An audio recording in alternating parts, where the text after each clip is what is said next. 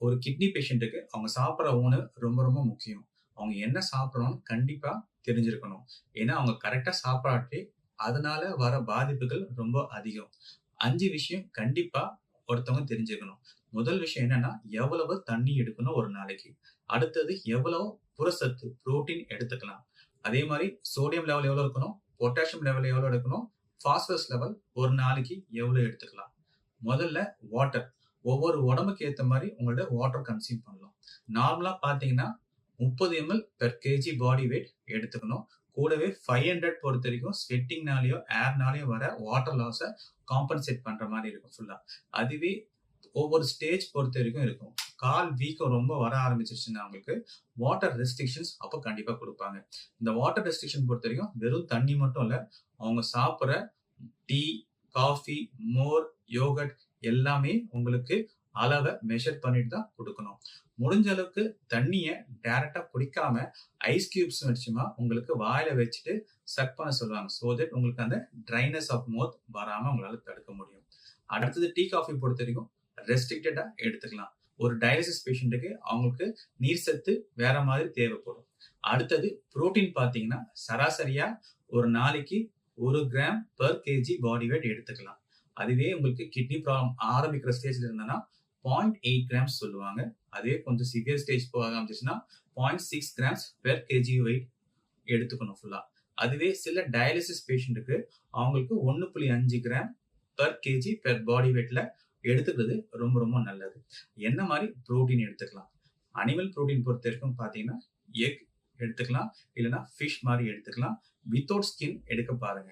அதுவே உங்களுக்கு plant protein மாரி பார்த்தீங்கன்னா, நட்ஸ், சீட்ஸ் எல்லாம் எடுத்துக்கலாம். பட் உங்களுக்கு அந்த ரேஷியோக்கு ஏத்த மாரி உங்களுக்கு கன்சியூம் பண்றது நல்லது. அடுத்தது சோடியம் லெவல். ரொம்ப சோடியம் லெவல் அதிகமா எடுத்தீங்கன்னா, உங்களுக்கு அந்த பிளட் பிரஷரோட அளவு அதிகமாக வாய்ப்புகள் இருக்கும். ஏன்னா, சோடியம் என்ன பண்ணும்னா, நம்ம உடம்புல இருக்கிற வாட்டர ரீடெயின் பண்ணிக்கும். வெளிய தள்ளாது. வாட்டர் ரீடெயின் பண்றதுனால உங்களுக்கு அழுத்தங்கள் அதிகமாயிட்டு பிளட் பிரஷர் ரைஸ் ஆகும் ஃபுல்லா. எவ்வளோ கன்சியூம் பண்ணலாம்னு சொல்றாங்கன்னா, 1.5 டூ 2.3 கிராம்ஸ் ஒரு நாளைக்கு எடுத்துக்கலாம். அதாவது அவங்க காலையில சாப்பிடுறதுலருந்து ராத்திரி சாப்பிடுற வரைக்கும் எல்லாமே சேர்த்து தான் உங்களுக்கு இந்த அளவு ஃபுல்லா. எந்தெந்த ஃப்ரூட் கண்டிப்பா அவாய்ட் பண்ணணும்னா, processed food, baked food, can food இதுல எல்லாமே வந்து சோடியம் லெவல் அதிகமாவே இருக்கும். அது ஊறுகாய், வத்தல் எல்லாமே அவாய்ட் பண்ணிக்கிறது நல்லது. அடுத்தது பொட்டாசியம் லெவல் பார்த்தீங்கன்னா, 2.5 டூ 3 கிராம்ஸ் ஒரு நாளைக்கு கன்சியூம் பண்ண சொல்றாங்க. ரொம்ப அதிகமாவும் போகக்கூடாது, ரொம்ப கம்மியாவும் போகக்கூடாது ஃபுல்லா. என்னென்ன ஃப்ரூட்ஸ்ல பொட்டாசியம் லெவல் கம்மியா இருக்குன்னு பார்க்கலாம். குறிப்பா ஆப்பிள்ல கம்மியா இருக்கு. அடுத்தது பிளம்ஸ்ல, பியர்ஸ்ல, ஸ்ட்ராபெர்ரி, ஸ்ட்ரா ஃப்ரூட், வாட்டர்மெலன் இந்த மாரி பழங்கள்லாம் வந்து பொட்டாசியம் லெவல் கம்மியா இருக்கு. லெமன் பொறுத்தவரைக்கும் கொஞ்சம் கம்மியா இருக்கு. ஸ்வீட் லைம் எடுத்துக்கலாம். அதாவது சாத்துக்குடி. ஆனா ஆரஞ்சுல பார்த்தீங்கன்னா வந்து பொட்டாசியம் லெவல் கொஞ்சம் அதிகமா இருக்கு. என்னென்ன பழங்கள் சாப்பிடவே கூடாது பார்த்தீங்கன்னா, முதல் பழம் வாழைப்பழம். அதுல பொட்டாசியம் சத்து ரொம்ப அதிகமா இருக்கு. அவகேடோ கண்டிப்பா அவாய்ட் பண்ணிக்கோங்க. ஆரஞ்சு அவாய்ட் பண்ணிக்கோங்க. அதே மாரி காஞ்ச திராட்சை இல்ல காஞ்ச பேரிச்சம்பழம் 2மே அவாய்ட் பண்ணிக்கிறது நல்லது. அடுத்தது வெஜிடபிள்ஸ் பார்த்தீங்கன்னா, புடலங்காய் எடுத்துக்கலாம், சொரக்காய் எடுத்துக்கலாம் ஃபுல்லா, சௌசௌ எடுத்துக்கலாம், குக்கும்பர் எடுத்துக்கலாம் உங்களுக்கு. இல்லன்னா கேப்சிகம் பச்சை கலர் எடுத்துக்கலாம். சிகப்பு திராட்சைகள் எடுத்துக்கலாம். ஆனா கருப்பு திராட்சைகள் எடுக்காதீங்க.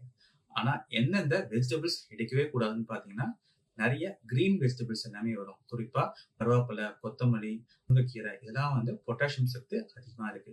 இன்கேஸ் எடுக்கிறதா இருந்தா 2 வாட்டி உங்களுக்கு நல்லா தண்ணீல வேவடிச்சுட்டு, அந்த தண்ணிய கொட்டிட்டு 3வது வாட்டி தான் சமையல்ல சேர்த்துக்கணும். அதுவும் அளவா எடுத்துக்கலாம். அது பாஸ்பரஸ் பார்த்தீங்கன்னா, ஒரு நாளைக்கு 1.5 கிராம்ஸ் தான் ஒரு நாளைக்கு டெய்லியும் எடுத்துக்கணும். இது நார்மலா ஒரு கிட்னி பேஷண்ட்க்கான டயட். டயட் பொறுத்தவரைக்கும் இந்த டயாலிசிஸ் பேஷண்ட்டுக்கு இன்னும் கொஞ்சம் மாறும் ஃபுல்லா. உங்க ஃபேமிலி டாக்டர்ட்ட கன்சல்ட் பண்ணிட்டு, உங்களுக்கு எந்த மாரி உணவுகள் நீங்க எடுத்துக்கலான்ட்டு நீங்க கன்சல்ட் பண்ணிட்டு, அந்த மாரி ஃபுட்ட கன்சியூம் பண்ணீங்கன்னா, உங்களோட கிட்னி டேமேஜ இன்னும் மோசமா